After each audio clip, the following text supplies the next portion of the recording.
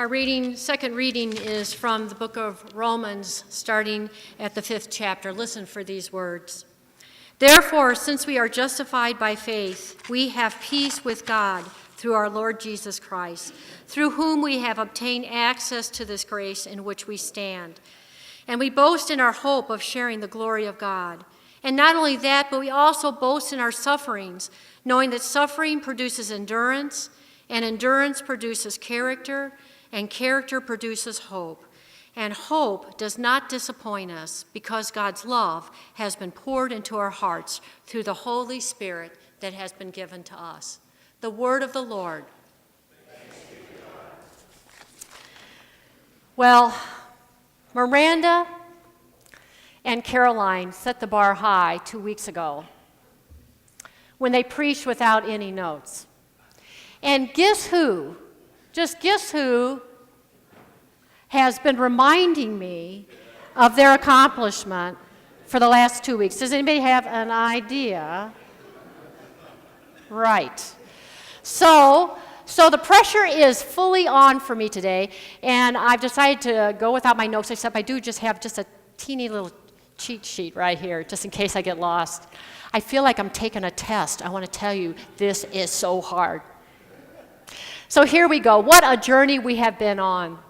I don't know if any of you know this, but when I started here, I was told that I would be here 1.5 to 2 years. As of next Sunday, I am just 1 week shy of being here 4 years. So I'm just saying I've been here 4 years. Wow, what we have done in 4 years. It's just been amazing. So I've been thinking as I've been preparing for this sermon, how can I really fully express what our time together has meant for us? How can I capture all that has happened during this time and what this transition time has meant for the church and for me personally? So I'm going to start by talking a little bit about what it's meant for me personally. I can tell you this, it's been a life-changing time for me. And I know some of you had talked to me about that, but before I came here, I worked as a chaplain in a hospital.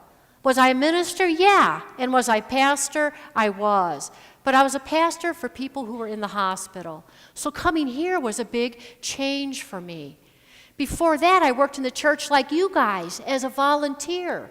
I was a middle school advisor, and I reminded TC last service that I even did lock-ins like he does. I worked on mission committee, I worked on pads, I did all those things, but I'd never been a pastor in a church. So you can imagine how this time has changed me. I think I was pushed and challenged in ways that I could never have anticipated. The result is I have grown in ways that I don't think I could have anticipated.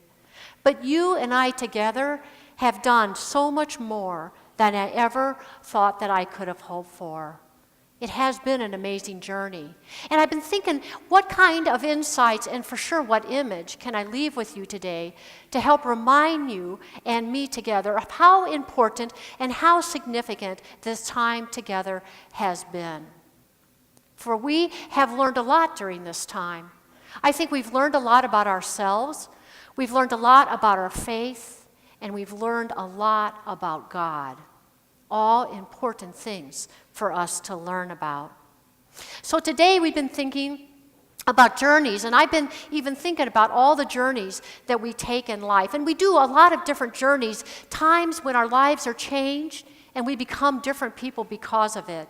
Sometimes we have very short journeys, like when you go to church camp. I don't know if you remember when your kids went to church camp, but when they go to camp and they come home, they're different. They've been changed because of the experience. Or maybe you've gone on a short-term mission trip and you come back, even you've been gone 1 week and you come back and you're different. God worked in your heart in a way that you were really different. And then there are other different types of journeys, like when you leave home to go to college. Today, though, we're really talking about lifelong journeys. The journey we are on as followers of Christ is a lifelong journey. A lifelong journey. It's a never-ending discovery, I believe, of realizing who God is in relationship with us, how God is with us and working with us, and how God is present with us. And I believe in this lifelong journey of believers, we have opportunities again and again and again to open ourselves up to the transformative nature of God. Transformative nature of God.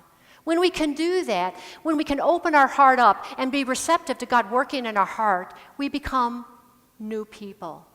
We are changed. And in our journey, I think we are changed again and again and again and again. And change is always part, I believe, of the transformative process. A process that is essential if we are to grow and mature in our faith. Now, if you're like me, you don't like change very much. And change is very difficult. But as I've even been thinking about change and all we've gone through, I've realized that, if we're not changing, even if we're just stagnant, I think we're really dying. And as followers on our journey in life, our followers of the living God, is never a journey of death. It's always a journey of life and living. Life and living. We certainly have been on an important journey today and the last 4 years. So it's been making me think about other ways that I've been challenged in my own life. And I've been thinking about all the times that I've been personally challenged and stressed. And I always think when I was in the middle of that, I was just miserable. I hated it when I was forced to change. When I was challenged, I thought, I can't make it through it. But now, when I look back on those changes, when I look back on the most difficult times of my life, I am immensely thankful. Because I realized those were the moments that I grew the most. That was the time when I had to rely on God, and I really became a new person again and again. I believe that God prepared me to come here as your interim pastor. The fact that I was a chaplain, I think, was exactly what you needed, because you were sad, and you were very, very much grieving some losses and all the changes. And I believe as I've been here now, God's been preparing me for what is next, even though I don't know exactly what that is. So I want to share with you a personal story of a time when I was really changed, and I really have had a lasting effect on me. It was a vacation our family took to Zion National Park. Have any of you ever been to the national parks? Yeah. Have any of you been to Zion? Yes. Well, I'm glad to see that, 'cause I love going to the national parks. Well, you do what we did, what always you do when you go to national parks, is we hiked a lot of trails, we saw these amazing views, and we were outside all the time, and that was amazing. The most challenging part of the whole trip, besides this trip I'm going to tell you about, was getting our 3 teenage kids out of bed early enough to hike before it got too hot. Can you relate to me on that? Yeah, that was hard.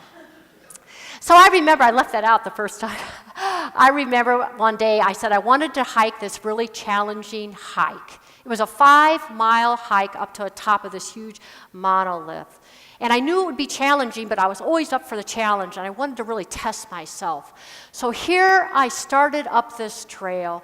And if you've been on any trails that go up very high, you know how they curve back and forth. They're like S curves.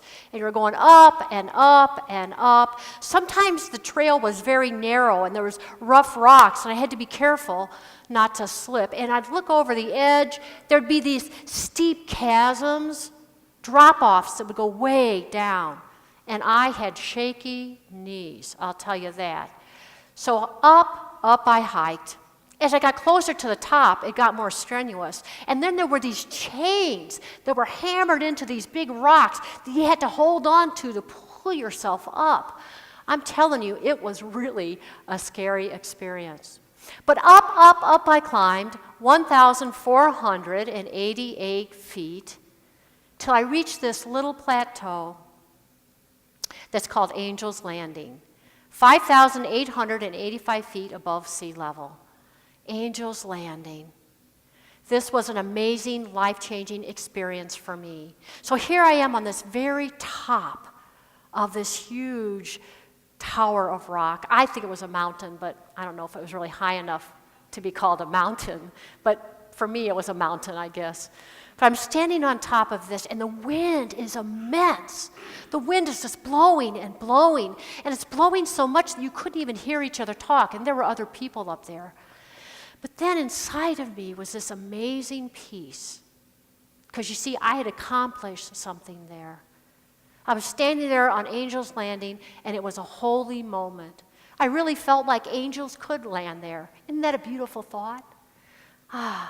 Angel's Landing. When I think back on that trip up there, I realize that even though I think about being at the very top and how beautiful it was, captivating it is, I remember that the real challenge, the real growth came from me, from hiking all the way up, step by step, pulling the chains, and then all the way back down. Did you know that sometimes it's even more challenging to go back down? Yes, it is. Especially when you forget what it looks like going down that way. I'm telling you, it's hard. So the reason this was such a life-changing thing for me is that I'm afraid of heights. Is anybody here afraid of heights? Oh yeah, I love you. You're with me here. So I'm afraid of heights. So for me to even attempt that took a lot of effort for me. And you know, when you're afraid of heights, it's not like you just say, oh, I'm afraid this one moment, right? Nah. I'm afraid the whole way up, and I'm afraid the whole way down. So in this whole journey, I had to deal with my fear. But I learned a lot about myself when I challenged myself. I learned that I could work through my own fears. And I realized that the fears of the past do not have to be my fears of the future. I learned that I'm stronger than I thought. I learned that I could challenge myself and I could do more than I ever really dreamed I think I could do. It might seem like it wasn't a big deal, but it was a huge deal for me on that day, because I got a couple things to share with you that are important about my faith. One is, I think it took my faith that gave me the courage to step out of my comfort zone and take the risk of doing something that was scary. See, that's hard to do. It's hard to move out of where you're comfortable and take the risk to do something that's challenging. And then the second part is, I learned that I had to trust God for what I didn't even understand about myself. I'm going to say that one more time. I had to trust God to help me understand, for Him to understand what I don't even understand about myself. So the reality is, do we really understand our fears? Do we really understand sometimes why we're held back from things, our obstacles that we face? We don't always even understand that. But I learned to trust that God does. That God understands me in a way that I don't understand myself, and God can help me on those times when I push myself. So I believe that day, seeds of strength and courage were planted in me, deep within me. And there's seeds of strength and courage that I think can continue to grow over the years. But that's what happens when we challenge ourselves. We change and we grow in ways that are just amazing, ways that we can move forward in a new way as new people. So I've been thinking a little bit about what Paul has been talking about in his passage in Romans. You know, Paul understands what it's like to have challenges and hardships. Think about Paul and all the disciples, all the thing they faced. I mean, nothing compared to just hiking up to Angel's Landing. I mean, they were persecuted, they were imprisoned, they had one hardship after another. And yet in this passage in Romans, you can see that Paul is looking back. He's looking back on his past. And he says, we boast in our sufferings. Isn't that bold? He says, we boast in our sufferings. Because sufferings produce endurance, produce character, produce hope. And Paul says, hope does not disappoint us because God's love is poured into our hearts by the Holy Spirit that has been given to us. Hope does not disappoint us. You know, we have had our challenges over the last 4 years. We have been challenged too. And I believe that we have learned a lot about the time that we have gone through. I think we have learned a lot about who we are and how we can go through hard times, and how we really have learned a lot from those hard times. We have faced our own hardships. So I want to think about, and what I really want to leave with you is an image on how you can remember the time that we went through. It's really important that you don't forget our interim time. Because there's good times ahead and you're going to be moving on, but we can't forget what we went through. So what I brought today as our image to remember is a quilt that I made. I did make this, Alex. He didn't believe me when he first saw it. But it was a quilt that I made during my time here with you. And I started it about 6 months after I started. And I wanted to do this quilt because it's a really challenging quilt. It's like the hardest quilt that I've ever done. And it took a lot of work, and I thought, I'm going to really, really try to do this. So when I started this quilt, I'm just going to share with you a little bit what it looked like. When I started, this is what the very first block looked like. I'll just kind of see if you can look at it back there. This is what I started like. Does this tell you what the full quilt's going to look like? No way, right? Looking at this, you have no idea what the quilt's going to look like. And look what's written on here. Blue 4, blue 1, lavender 2. Whew. It is hard. So what I had to do right off the bat is I had to put together a color palette with fabrics, so I could figure out what colors go where. And even as I did that, I had no idea how they would look together. I had no idea how the final quilt would look. So I started cutting all these little squares out, and then I'd have a freezer paper first that I would draw the pattern on, and then I'd put this fusible stuff on the back of each little color, and then I'd fuse it on to the black backing. Piece by piece by piece, I would put this together. And then, after what I think was about 2 months, I had one block done. Ha! This is about what one block looks like. Look at that. When you look at that, you have no idea still what the quilt looks like, do you? No. I did think the colors were pretty good, though, so I was happy with that. So I did one block after another, block after block after block after block. 7 blocks in total. And after I finished all 7 blocks, I had to figure out what order they went to. But I finally started to get an idea what the quilt was going to look like. So I put the blocks together. The top row had 3 blocks. The middle row has 2 blocks. And the bottom row has 3 blocks. So together, wait, I didn't do that right, did I? 2, 3, and 2. Oh, well, little number problem, that's okay. Anyway, I got the final quilt done. And this is what it looks like. But I want to tell you a little bit more about how I put it together, because I kind of left off some parts. And these are the parts that I think really apply to us today, and really the journey we went on. Because in a way, I think we were on a journey to create our own quilt. So I started doing one block. And I started ironing the pieces on, and I got them all on. And I went up to my quilt room the next day, and I realized part of the fabric was starting to come up. The blocks weren't staying adhered to the black fabric. And I'm like, oh my gosh, what am I going to do? So I had to go back to the drawing board, back up to my quilt room, and I decided I had to stitch around every single color, square, and object. Every single one, I had to go back, and I had to do a quilt around it. I had to sew around it. But that's not all. I had to change the thread color for every single fabric that had a different color. Yeah, you understand this now. Right. And then I ran out of thread. I had to go back to the quilt store. And then I ran out of black fabric, and Liz tried to help me find it, and I had trouble finding that. So I made multiple trips back and forth to the quilt store to get everything that I needed. But then I want to tell you, there were times when I really just wanted to quit.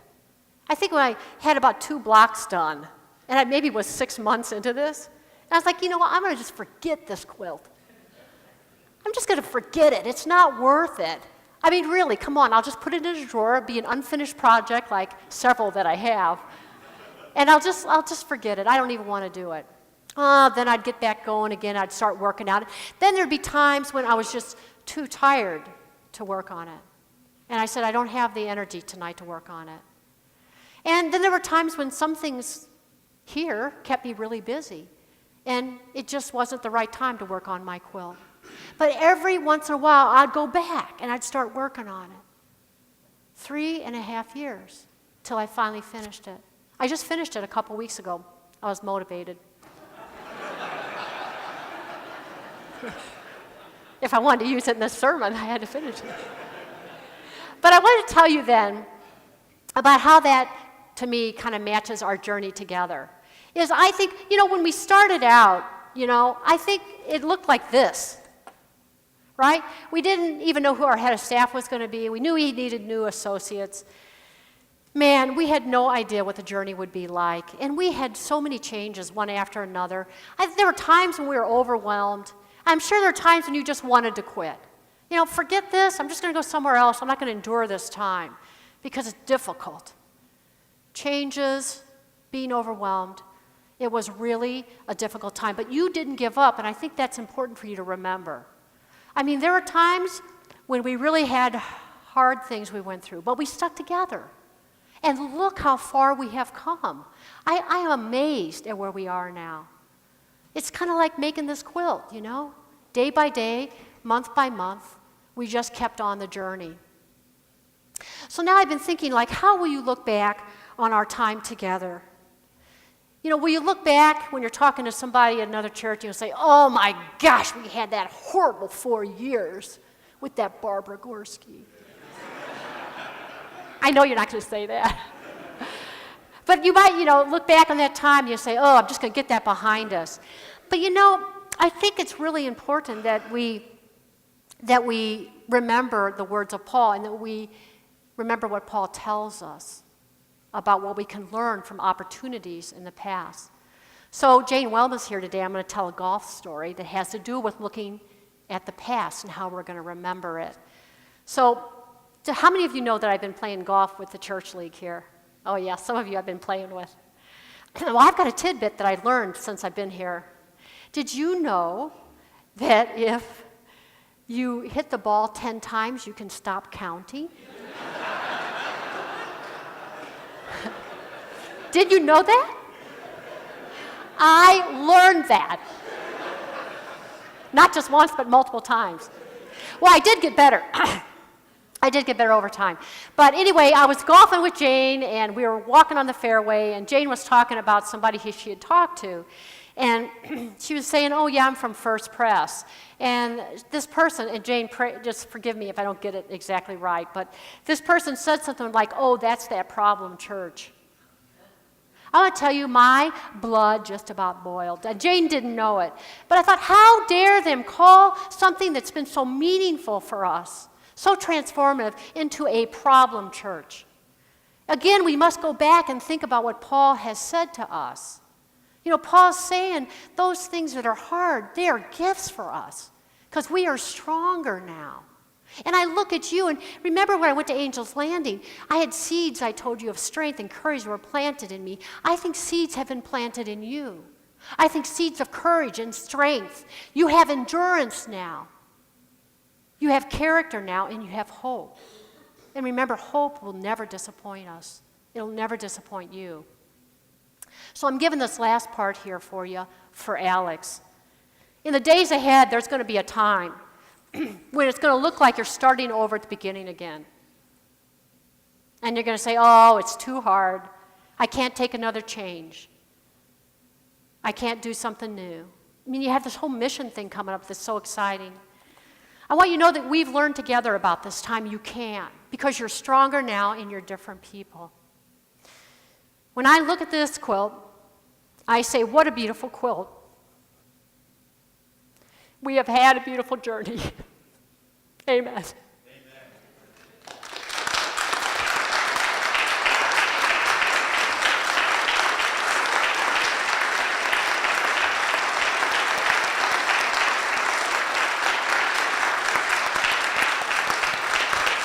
Thank you, thank you.